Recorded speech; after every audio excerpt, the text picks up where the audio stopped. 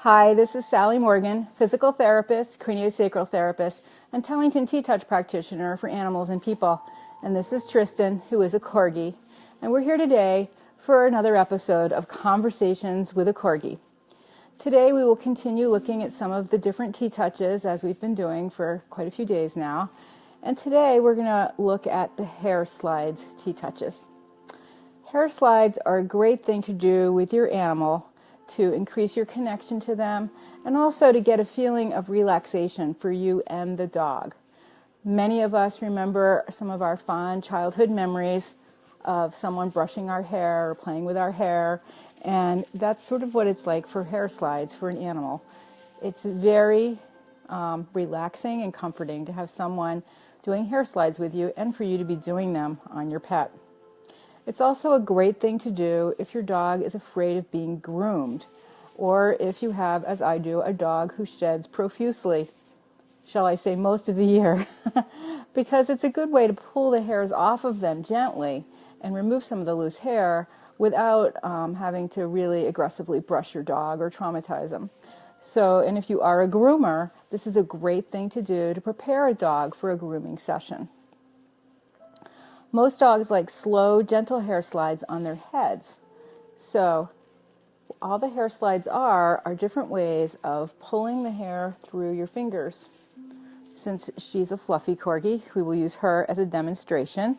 So with their heads, we'll have to use part of her body because she's pretty fluffy there, but not on her head. You can separate your fingers and just pull the hairs away gently. Or on the top of her head, you can just get little bunches of hair and slide your fingers through them. She has fluff on her ears. And you try to connect your strokes. I mean, you can do this many different ways, but it's much more relaxing to feel that continuous sliding through the hairs.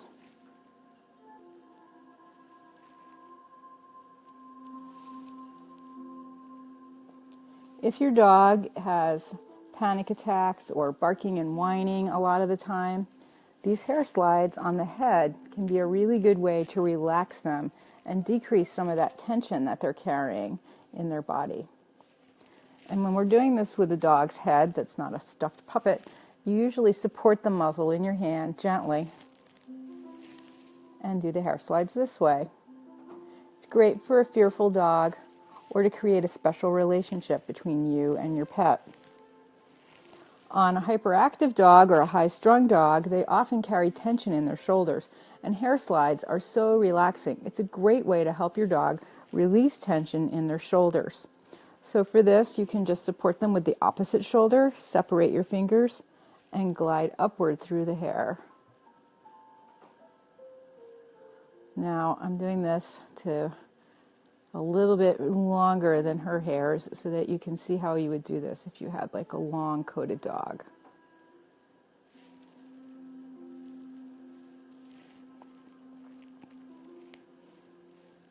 And this really can help relax an animal's shoulders. You can do hair slides on an animal's back to help introduce them to TTouches if they're nervous or very sensitive. And these hair slides on their back actually can help increase flexibility in their spine. And as I've so often said, for a dog with DM, doing these hair slides on their hindquarters can actually be really relaxing and bring them a different kind of sensation. As dogs with DM lose their ability to feel their hind ends, they can lose either deep or light pressure. So this is one way to give them a lighter touch that they may be aware of, and a lot of those dogs are very itchy, so you might want to use bare TTouch for that.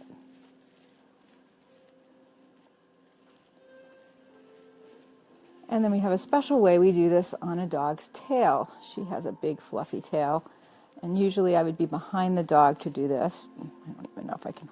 Let's try to hold her. And we do hair slides on one side of the tail and then the other. Almost like you were going to braid the tail. And we usually do this one side at a time, but you can also do it two sides at a time. you have a big fluffy kitty and they like you touching their tail, this might be very relaxing for them.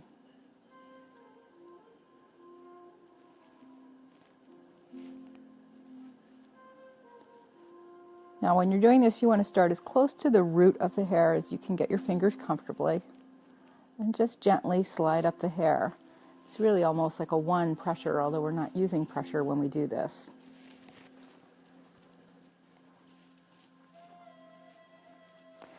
So you want to slide gently and slowly to bring a sense of calm and relaxation to your dog. So I'll show you first with Tristan's head. Tristan, you're going to have to hold your head up a little bit, Sunny Buns. There we go. He says, I'm so tired again. So he has pretty short hair on his head, so I'm just using my thumb and my first finger just to get some little hairs and gently slide up.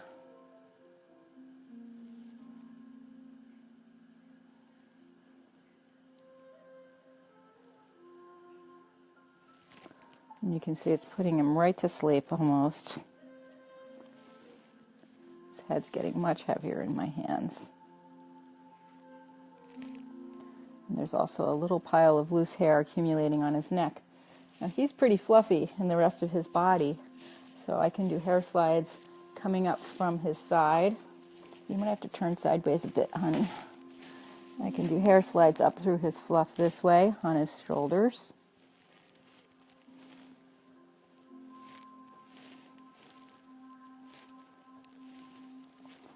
Whenever I'm doing hair slides now, I always remember a wonderful clinic I got to do for the Old English Sheepdog Rescue Association. And one of the first things I thought was, oh my gosh, those dogs have such beautiful long hair and it's often tangled. And to help people be able to work with their dogs to pull out the tangles, I want to show them hair slides. And boy, those sheepdogs, they just love the hair slides, and so did the people. It's a very nice thing to do with your pet because it's relaxing for both of you. And make sure you're not pulling the hairs. If you've got like a poodle or a dog with hair like that, just go gently over the hair. And if you have a dog with long hair, like a collie, like I have, long hair, you're just going to separate your fingers and go through the hair very gently and just let it fall. The hair is an extension of the central nervous system. The central nervous system and the hair develop from the same embryonic tissue.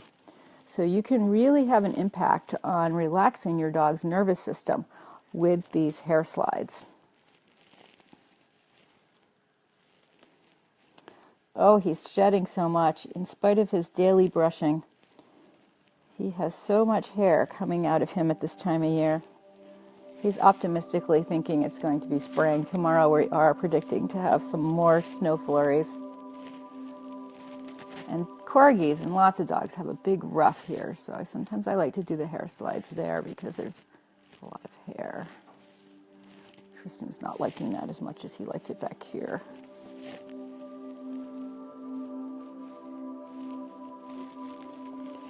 And again, as with many of the TTouches, when you're done doing the hair slides, it's a really nice thing to just reconnect the dog with some Noah's March, or even in the middle of when you're doing it. If you've got a fluffy Corgi, you've got lots of hair to do this with.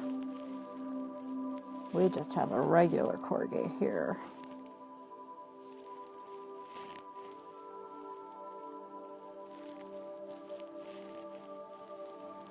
And I've got quite a good pile of Corgi hair sitting here next to Tristan's hindquarters from just doing these hair slides.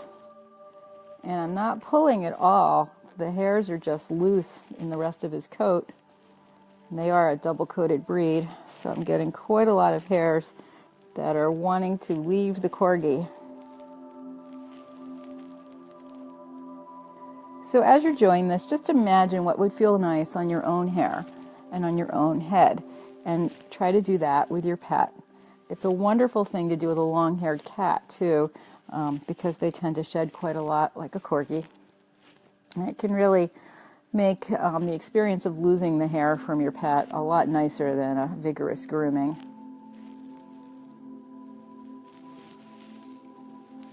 I don't know if you can see, but I have quite a little pile of Corgi hair here I've accumulated just from doing these hair slides on his shoulders for a few minutes.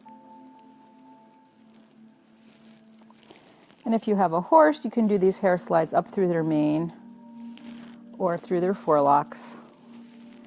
And as I showed you with hardtail, with a horse, you can just pull a few little hairs out to the sides, especially at the top of the horse's tail, doing these hair slides.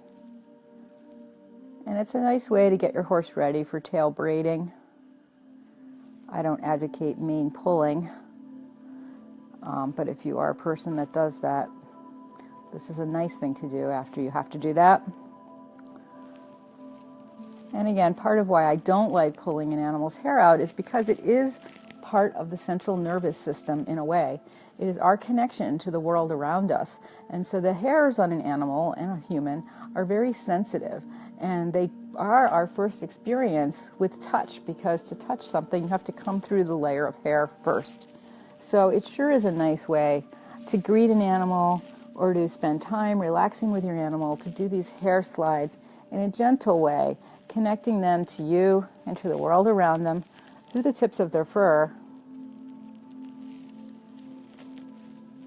And we have a lot of fur today, don't we, Tristan? He says, I am a hairy, hairy Corgi.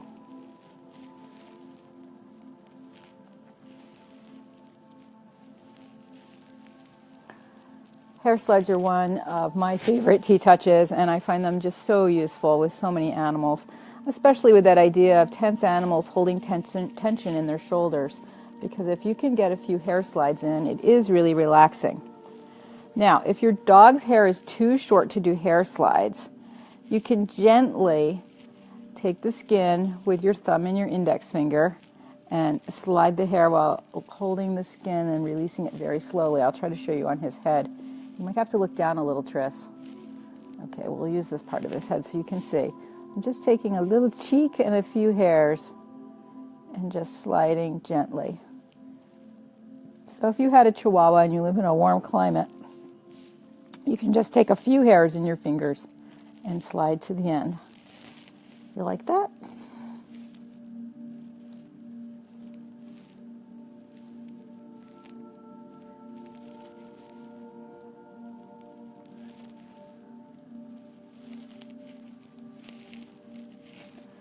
So again, if your dog is nervous, fearful, hyperactive, or just needs to relax after a long day competing or running in the snow in the yard or running on the beach, hair slides are a really good way to find that connection with your dog and relaxation with your dog, and to restore a sense of relaxation in his body. And as I said, if you do them on an animal's back and shoulders, you can also increase their flexibility.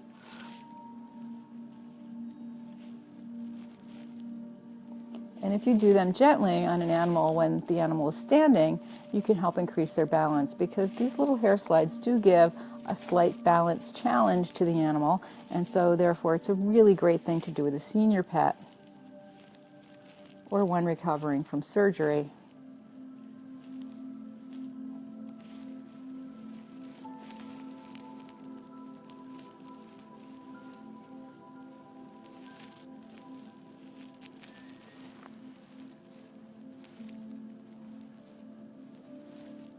I haven't done this many hair slides on your head in a while, huh, Tristan? He says, that is so nice.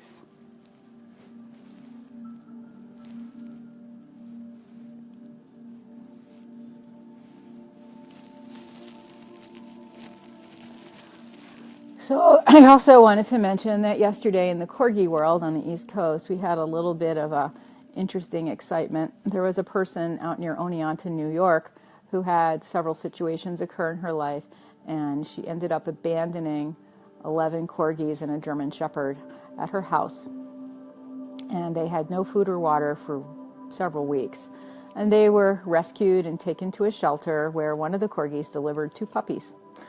And it was just an exciting day for people in the Corgi world, because everyone wants to help and help rescue these Corgis and make sure they get to a good home with people who understand Corgis, who are pretty active, Not necessarily everyone is a perfect pet for every household. They can bark, they have a lot of hair, and these are sweet dogs, and they're mostly fairly young, although apparently one is 15 years old, quite an old lady. And so they are now at the shelter where they're going to be staying for a month at least until they approve their health, get their spay and neutering taken care of, and bring them up to date on anything like a rabies shot that they might need. And it was very difficult for so many people to accept that these dogs are at the shelter and that Corgi Rescue can't get them right away, or maybe not at all.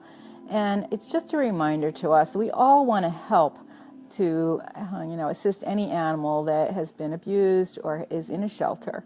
And one of the best things we can do is go back to that idea of ho'oponopono, which is, I love you, I'm sorry, please forgive me, and thank you. And that is the prayer I used initially when I did these conversations with a Corgi. When you see roadkill, or if you see an animal in a bad situation and you're unable to help them.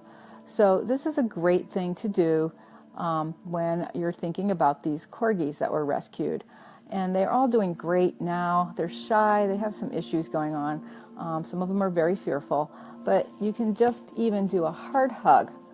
And remember, you put your hands across your heart. This is like the 6 on a little clock. And you just make a circle and a quarter, TTouch, with both hands. And as you do that circle and a quarter, you breathe in as you go up and exhale as you come around and back to the 9. And then think about, wishing those little Corgis health, happiness, and safety. And that's one way to keep yourself from getting so excited about something that's going on with an animal that you can't help. And I was able to contact the shelter, and I have offered to do, for no fee, a TTouch workshop for the people that they have there at the staff, and also who volunteer, working with some of the Corgis if they're available, but also the cats and a bunny that they have there, and a German Shepherd that was also rescued recently. And it's even if they don't manage to be able to find a time to have me come there, just the intention of sending TTouches to these dogs and forgiving the woman who did this to them, because she just couldn't take care of herself, let alone all these pets. And she's older, etc. So it's a nice thing to do some heart hugs. And, I really hope that I get to go there and work with these dogs and help educate some of the shelter staff about TTouch. But just the intention of wanting to go there and doing some heart hugs for these Corgis and the people that are taking care of them. The poor person on the phone, she had gotten 50 applications for pet adoptions in less than an hour, and she also had fielded over 150 phone calls in an hour and a half. Now, anyone who works in a shelter knows that that's an unusual amount of activity for a very small place in the middle of New York State. And so one of the things that you can do as a TTouch practitioner is volunteer to help animals in shelters. And even if you can't get to a shelter to do that because of whatever's going on, you can at least do heart hugs and send good intentions to the people that work at the shelter near you and to the pets that are there. And just your intention will have an impact on those animals and help them find good homes and help the people that work there feel strength and courage, because it is so hard to work in these situations day after day. And there are many people that do it for a number of years. And we have some TTouch practitioners that are actually in charge of entire shelters, and they're doing a wonderful thing to the animals that are in their care and educating a lot of people about different ways to perceive what's happening in a shelter to be of benefit to the animals and people that are there. And one of the things that you could do is some hair slides with one of the pets in the shelter. Cats really like this, and a lot of shelters now are asking people to come in and just spend time with their cats, so they're not just running around a room with a lot of other cats. And even if you don't remember how to do all the other TTouches, just doing these little hair slides can bring a sense of relaxation and peace to an animal that you might visit in a shelter. So this is Sally Morgan and Tristan Corgi for another episode of Conversations with a Corgi, where we've talked about Tellington TTouch hair slides to bring your pet relaxation and enhance your connection with your pet. Give them a try today, and we will be back tomorrow at 9:25 for a look at, I think, Bernie Siegel's great book, Buddy's Candle. I really think this is an important book for people and their pets, and it's a great gift for someone who has a pet in your life. So I think we're going to spend some time discussing that book. And we'll be back on Monday with some more looks at different TTouches.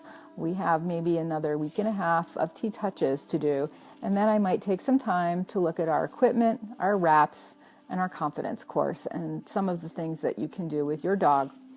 I don't know that we'll be able to get outside to do the confidence course anytime soon because the weather here is just grim.